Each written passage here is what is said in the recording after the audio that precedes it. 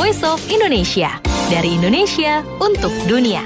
Untuk dunia pendengar, terima kasih masih terus setia mendengarkan siaran kami, Voice of Indonesia. Dari Indonesia untuk dunia. Dan pendengar, hari ini Anda akan mendengarkan program Halo Diaspora. Ini program kerjasama antara Voice of Indonesia dan IDN Global.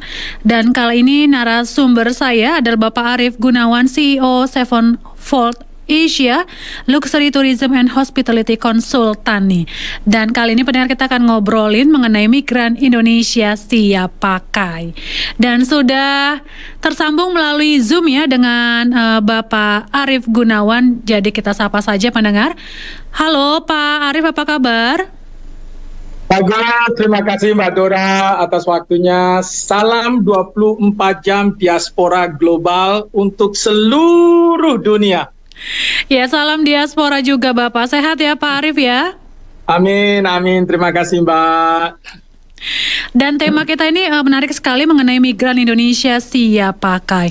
Mungkin bisa dijelaskan terlebih dahulu Pak Arief mengenai latar belakang dan peran Bapak sebagai Luxury Tourism and Hospitality Consultant ya?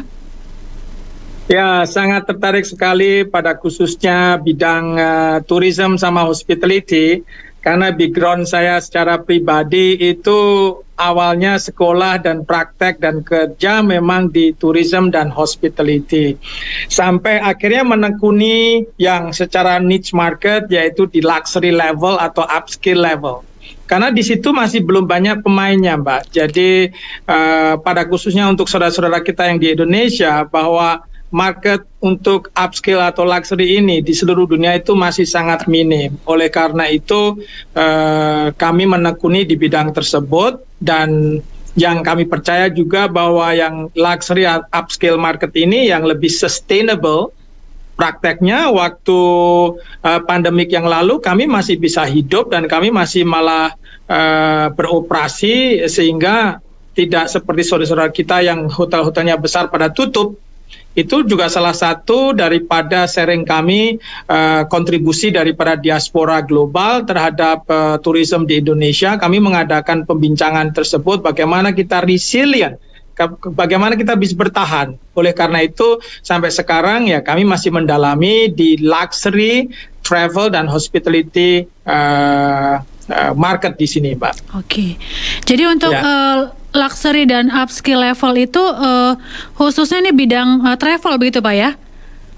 Travel dan hotel atau restoran, Mbak, hospitality business. Jadi kalau mau restoran juga restoran yang upscale atau Michelin. Kalau untuk hotel juga hotel yang luxury atau 5 star and above. Terus kalau untuk travel juga yang bisa dibilang kategori private travelers seperti private jet, private yacht, demikian Mbak. Oke. Lalu bagaimana sih Bapak melihat nih ya kesiapan dari pekerja migran kita nih ya ketika bekerja di sana di bagian luxury and upscale level ini ya? Memang masih sangat minim dan masih sangat sedikit. Oleh karena itu berkali-kali juga apa istilahnya, bukan kami tantang secara negatif ya, atau saya challenge mereka, hey come on, there are many opportunity di luar ini, Anda siap nggak untuk bisa masuk di dalam bidang tersebut? Itu memang masih sangat sedikit. Tertariknya pun banyak, namun kenyataannya akhirnya juga merotoli atau sedikit demi sedikit mulai tidak apa istilahnya, tidak confidence untuk masuk di level tersebut. Oke. Kenapa sih Pak alasan mereka tidak confidence? Perasaan kalau kita lihat ya tenaga kerja kita kan lumayan bersaing gitu. Ya, yang sangat belum siap itu apa ya Mbak ya? Secara psikologi mereka belum siap tempur di luar, Pak. Ini yang karakter yang perlu kita build, karakter yang kita perlu tingkatkan lagi untuk mental siap tempur ini belum. Tempur dalam arti bersaing juga dengan tenaga kerja di luar ya. Ini sangat masih minim. Kalau bisa dibilang kayak kita ini jago kandang aja di Indonesia baru bisa berkoar-koar. Karena kita harus be good Indonesian kan gitu. Maksudnya kayak presiden kita kan be good Indonesian bukan di Indonesia saja, tetapi di mancanegara kita juga bisa kok Indonesia kan juga punya potensi sumber daya manusianya juga nggak terbelakang-belakang amat. Mengapa kita harus kalah dengan negara-negara yang lain, pada khususnya di Asia atau Southeast Asia sendiri? Dikit-dikit kalau ditanya, saya apakah dari orang Filipina, apakah orang Malaysia? Come on, I'm Indonesian, the biggest country in Southeast Asia. Itu harus berani di-declare itu, Mbak. Karena kalau orang kita sendiri nggak percaya, nggak pede, ya akhirnya itu tadi merotoli, Mbak.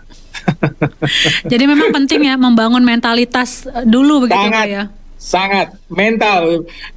Kalau saya pakai nama itu KFC itu knowledge. Biarpun mereka sarjana atau mereka sudah graduate, knowledge-nya sudah knowledgeable, tapi kalau dia tidak knightly itu pejuang atau kesatria, dia juga nggak bisa dia masuk, Pak, gitu loh. Oke. Itu harus kita jangan manja deh, gitu.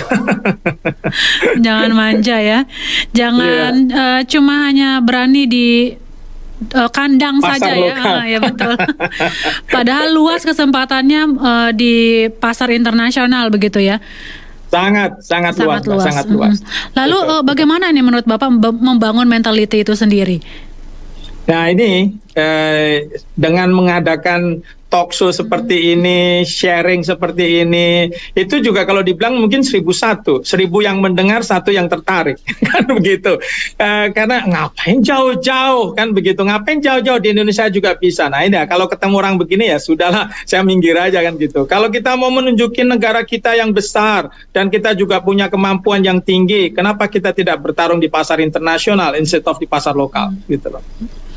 Berarti memang karena kalau persaingan di pasar lokal kan banyak, Mbak, persaingannya. Betul. Nanti banyak kan akhirnya bertarung dengan saudara-saudara kita sendiri. Kita bertarung di luar dong, kan gitu. Kalau saudara sendiri tuh harus mendukung ya, bukan bertarung ya. Iya. Nah, ini nanti penutupnya begitu. Kita harus cooperation dengan saudara-saudara kita sendiri. Jangan kita bersaing, berlawanan, dan kita saling menjatuhkan dengan saudara-saudara kita sendiri. Itu mental kampung, Mbak. Lalu bagaimana nih menurut Bapak, keterampilan apa atau juga mungkin pengalaman yang bisa menjadi modal penting nih buat masyarakat Indonesia yang ingin bisa bekerja gitu ya di luar negeri, ingin bertarung juga nih di luar negeri. Modal apa sih yang paling penting dipunyai selain mental kalau tadi? Ya, silakan. Selain mental tadi ya, Pak ya. Memang secara pendidikan general itu memang ada bagusnya, tetapi kita juga harus mempunyai spesialis, Pak, kayak dokter umum, ya kan? Kita harus mempunyai dokter umum atau keterampilan hotel umum secara umum, dan kita juga harus mempunyai setara spesialis. Oleh karena itu memang kami mempunyai pendidikan yang istilahnya membantu saudara-saudara kita. Itu ada 3 hal yang saya tekankan, yaitu adalah untuk master lah. Kalau kita jangan sekedar cuma tahu saja atau sekedar bisa saja, tetapi kita harus jadi master. Mengapa jadi master? Jadi master itu kan sudah master. Namanya master kan kemampuan kita sudah di atas yang rata-rata. Nah, itu kita kami mengadakan sharing ini sering secara Zoom ataupun secara face to face waktu ada pertemuan di Indonesia ataupun di Asia sendiri. Itu yang ada 3 hal yang sering kami sharingkan, yaitu master concierge, master butler, sama master hotelier. Jadi mereka harus punya betul-betul master. Kalau dia bisa melayani, betul-betul melayani, bisa. Jangan sekedar melayani, cuman sekedar job atau 9 sampai jam 5 saja, atau kita concierge atau melayani secara external service itu karena terbaku dengan waktu saja, bukan. Kita harus ada added value. Kalau kita tidak punya added value, kita akan kalah terus, Pak. Betul sekali. Sebenarnya secara resources, kita ini kan hospitable. Indonesia itu sebenarnya terkenal hospitable yang tidak tertandingi. Memang ada tandingan kita, yaitu Thailand. Tetapi Thailand juga kita mempunyai ciri khas yang berbeda juga, kan gitu. Jadi kalau kita sudah tidak tertandingi sebenarnya di resources awal atau hospitable ini, tinggal kita asah lagi, Mbak. Itu yang kadang-kadang sudah senang atau sudah gini aja udah cukup, ini aja sudah mampu, mau diasah takut pulang kampung. Repot jadi. Jadi cepat puas diri begitu ya. Betul, Mbak. Saya akui saja sendiri. Saya dari bersih-bersih toilet sampai bersih-bersih cuci piring pun kalau memang master saya ada di situ, kenapa nggak kita sekalian bisa master, kan begitu? Maksudnya itu tekuninlah ahli sampai keahlian. Jangan baru tahu sedikit pindah, masterin. Jadi master. Jadi kalau orang panggil saya juga master, memang saya master gitu loh. Jangan sekedar master temui mister, kan begitu. Jadi memang benar-benar skillnya teruji begitu Pak ya? Betul. Dan teruji pun juga komprehensif ya Pak ya. Begini, kalau saya lihat ini, kadang-kadang saya prihatinnya begini. Pendidikan di Indonesia untuk master atau untuk bukan master level ya, maksudnya untuk skillful ini di Indonesia, dia mengadakan pembelajaran yang komprehensif, tetapi guru-gurunya, instrukturnya sendiri mereka nggak punya pengalaman komprehensif di luar negeri. Nah ini yang perlu ditingkatkan. Jangan hanya bisa kita taraf internasional, bahkan banyak kita lihat Mbak sekolah internasional, tapi guru-gurunya level kabupaten atau ke provinsi, ya syukur provinsi kan begitu. Ini yang guru-gurunya juga harus dimasterin juga. Jangan sekedar dapat titel yang tinggi tetapi pengalaman masih agak kurang gitu Mbak. Jadi memang harus dari semua aspek juga ya, dari pengajaran juga ya, yang memang harus gurunya harus master. Lalu ini gimana nih Pak mengenai teman-teman diaspora sendiri nih ya, khususnya mungkin seperti Bapak yang berkarir di bidang pariwisata mewah. Ini bagaimana perannya untuk memfasilitasi teman-teman kita nih para migran yang ingin bekerja di sektor ini? Saya tetap buka terus Mbak. Saya bicara ini juga saya umumkan buat saudara-saudara kita. Siapa yang mau nyari pekerjaan di luar negeri, call me. Kan begitu, maksudnya saya terima Mbak, tapi itu tadi siap mental nggak, kan begitu. Karena pengalaman, Pak, padahal pengalaman secara CV, CV-nya bagus sekali, international experience. Begitu masuk di pangsa pasar marketplace yang ada di sini, begini, begitu, aduh enakan di sini, ya sudahlah kalau gitu pulanglah, jangan lama-lama, kan begitu. Nah, siapa saja yang tertarik, saya siap untuk mendidik dan untuk mengajar. Saya pendidik dan pengajar, dan secara praktek sendiri kami juga punya usaha untuk mengelola tersebut. Kalau untuk siapa yang mau tertarik, saya buka kesempatan semua terus, Mbak. Nah, kalau untuk belajar lebih, saya juga buka kesempatan untuk mendidik juga, gitu, Pak. Berarti saya bisa daftar ya, Pak ya? Siap, Mbak. Kan daftar aja kan. Daftar aja. Bisa ikut belajar ya. Iya, betul. Tapi memang khususnya ini untuk tourism and hospitality nih, berarti untuk pekerjaan yang profesi lainnya nggak bisa belajar ke Bapak dong ya? Seperti ini mengenai pride atau kebanggaan. Semua pekerjaan apapun itu dasarnya adalah hospitality. Ya, karena saya orang hospitality ya, saya promosi hospitality. Ya kan, Mbak bisa senyum, ya kan? Kalau di suara kan tidak melihat wajah, tetapi suara Mbak senyum dan rapi dan cantik dan merdu dan ramah, ya kan? Itu kan dari suara, itu hospitality, Mbak. Jadi bisa masuk ya, Pak ya? Masuk.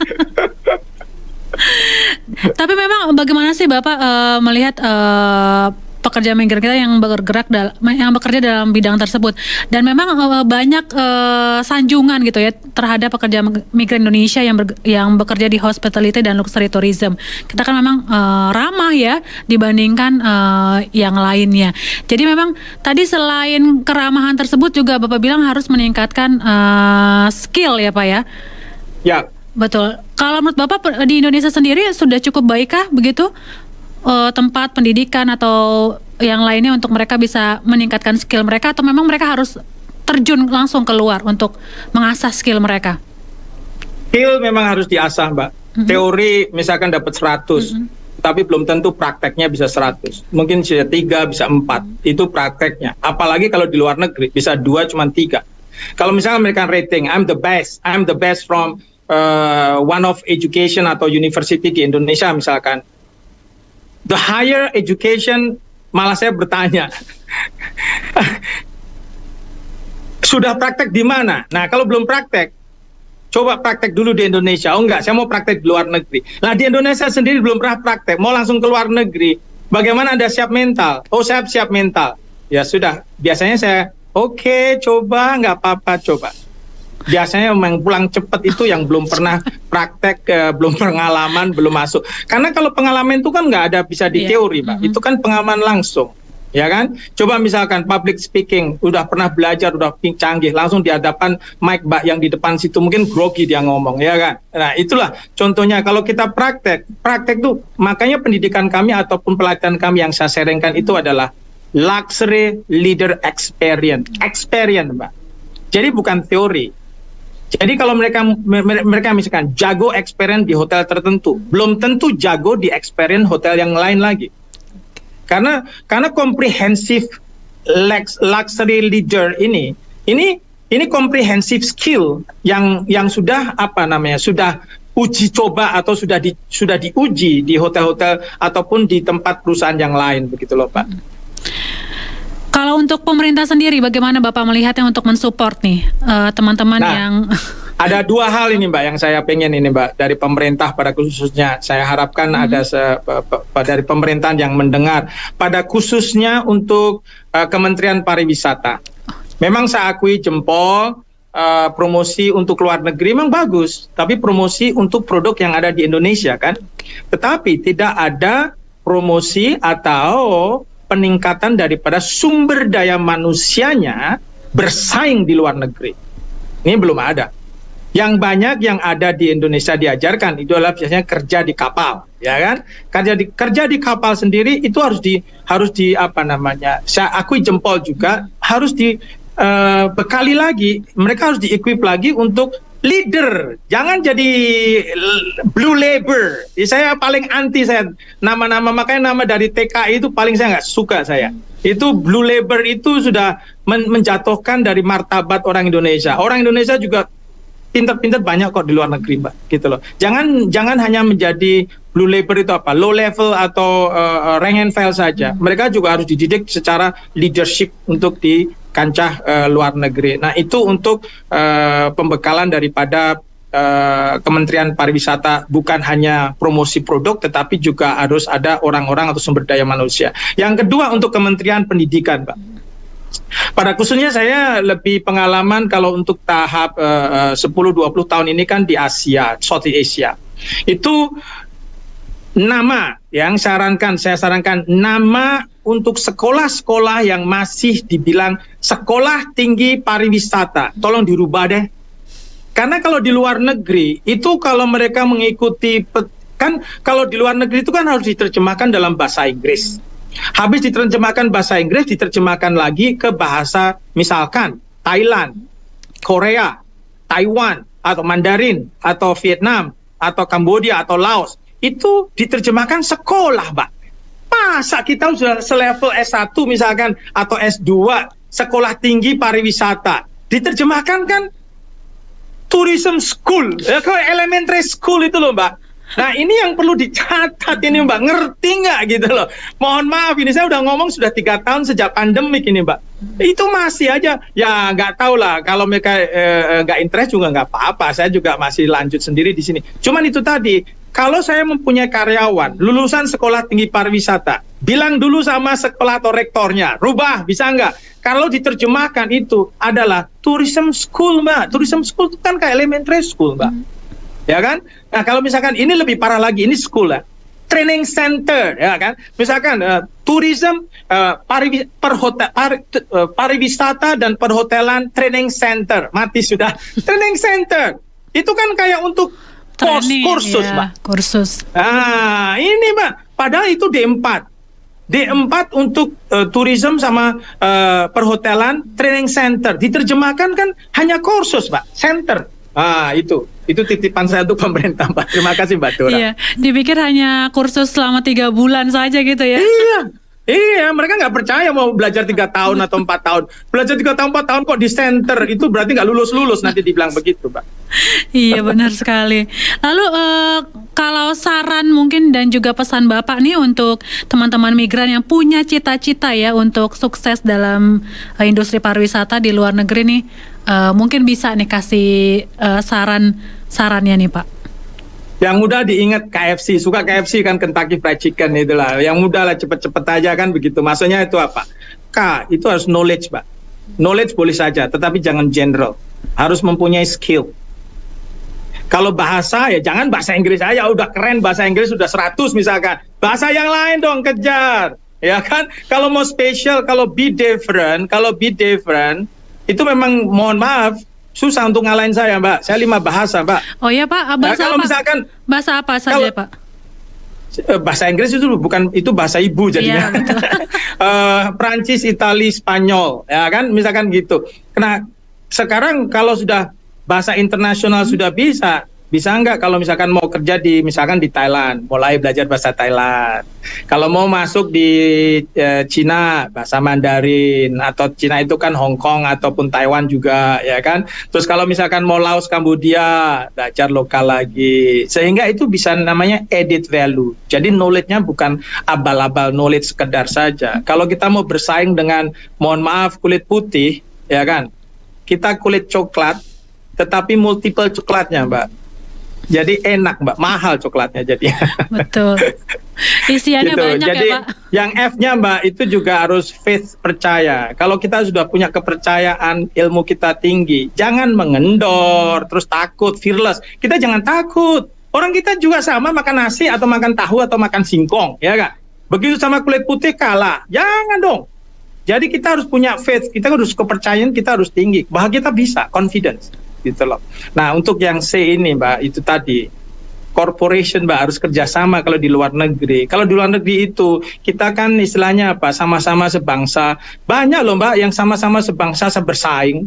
Jangan dong. Kita seharusnya bersatu untuk bisa apa? Untuk bisa mewakili Indonesia. Kita bukan mewakili diri sendiri lagi. Boleh kalau di Indonesia mewakili diri sendiri, tapi kalau di luar negeri itu kita sudah membawa bendera Indonesia loh, Mbak. Makanya be good Indonesian itu sangat betul itu untuk di luar negeri, gitu loh, Mbak. Oke, luar biasa sekali nih Pak Arief bincang-bincangnya nih dengan Voice of Indonesia. Terima kasih untuk waktunya. Jadi memang kita harus be good Indonesian ya di luar negeri ya. Sangat betul, Mbak. Apapun latar kita belakang wakil, pekerjaan ya, kita ya. Kita wakil, kita ambasador ya. Terima kasih Pak Arief Gunawan. Sama-sama, Mbak Dora. Selalu sehat dan selalu menginspirasi teman-teman di sana ya. Salam untuk para diaspora di sana. Amin. Salam 24 jam untuk seluruh dunia. Amin. Salam 24 jam juga Bapak. Terima kasih. Sama-sama, Mbak. Selamat sore. Voice of Indonesia, demikian tadi bincang-bincang saya dengan Bapak Arief Gunawan selaku CEO Sevenfold Asia Luxury Tourism and Hospitality Consultant dalam program Halo Diaspora. Voice of Indonesia, dari Indonesia untuk dunia.